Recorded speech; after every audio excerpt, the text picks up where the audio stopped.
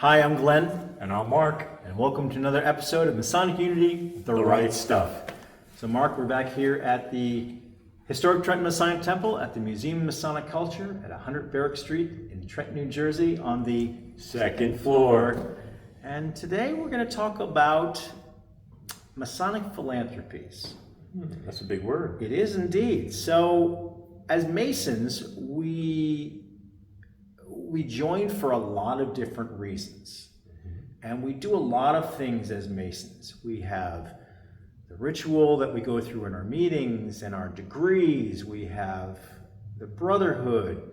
We have the other aspect, though, is philanthropy, is giving something back. We aren't good Masons unless we are doing something for others and for ourselves. Right. Okay.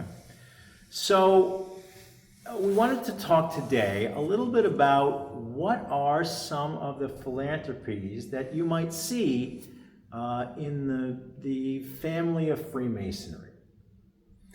I think a key one, especially affecting New Jersey, was after Superstorm Sandy came along, devastated the shore area. Yeah. In conjunction with the Northern Masonic jurisdiction, Scottish Rite, and through New Jersey's Grand Omnibus Fund, there was over $2 million given out. Wow. $2 million, that's just incredible. That is phenomenal.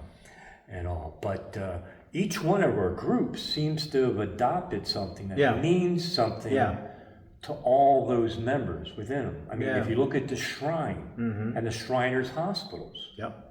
And that's global. That's not just in one area. And that's Shriners Hospitals for orthopedic and burn. And initially it was for children, but it has been expanded when needs be.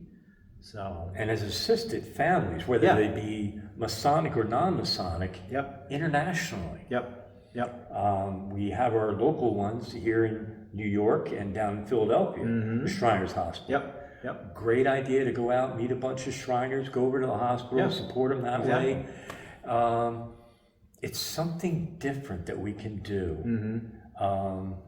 The idea is to keep giving, as opposed to being a taking organization. Right. We have so much that we want to give it back to anyone who needs it, and anyone who feels like they do need it. Yeah. So I know other organizations like Knights Templar. Right. They have their I Foundation. They also have a Holy Land Pilgrimage Fund. Okay. That actually completely funds a trip to the Holy Land for ministers. They don't have to be Masons. That's great. They kind of call it the Fifth Gospel Project, where you're out there and you're actually at these historic religious sites, experiencing the gospel, experiencing the scriptures on a day-to-day basis. And you're not expected to join the Knights Templar, you're not expected to write a book and dedicate it to the Knights Templar.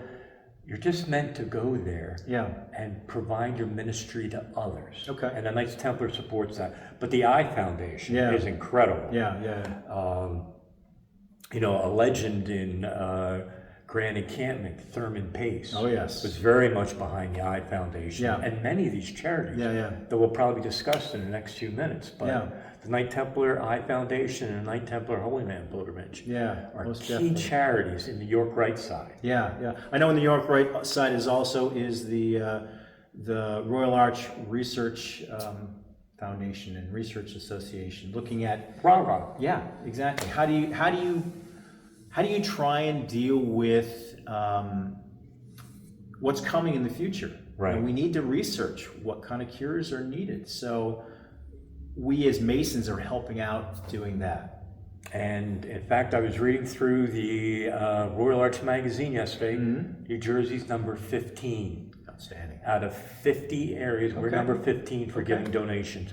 Just the rah-rah. That's great. And then we have the Royal and Select Masters and their organization, the CMMRF. Okay. What does that stand for? Well, that's the Cryptic Masons Medical Research Foundation. CMMRF. It's a lot of letters, but it's good. Right. Okay. And what they're doing is they're researching blood vessels and how the heart interacts and everything that it affects, from heart attacks to stroke to a lot of things that affect older men. Yeah. And they're researching it now, and it's amazing to go out to Indiana University and to see the good that these people are doing. And the fact that we can do something as cryptic Masons and give back to the community as a whole. That's great. Yeah. Not just for ourselves. That's great. I know that other organizations like Grotto, they do dentistry and Smiles for Miles? Miles for Smiles. Yeah, That which is I believe that's a bicycle trip to help. Correct. Out. Yeah. So we're going to talk about that in the future. But they're very big in dentistry. I know, like Amaranth is big into diabetes. Yep. I know Grotto Tall Cedars is into muscular dystrophy. You've seen the old Jerry Lewis telethons. Yep. Labor Day weekend. Exactly. I know they're also into disaster relief. Okay. I've seen auditory research as well. Scottish Rite is into dyslexia. Right. But they're also, one of their main philanthropies is their museum, which is, of course, is near and dear to our heart, is the research and helping people to understand where we've been as a culture, where we've been as a people, which I think is fraternalism. Really, They're more focused on all the different bodies and how they work together. Yeah. But they just recently had their 50th anniversary. And you went to that, I think. I did go to that. It was amazing. How was that? It was good because what I thought was neat was they had some of the kids who were brought 50 years ago on a simple school day trip to see the museum open up.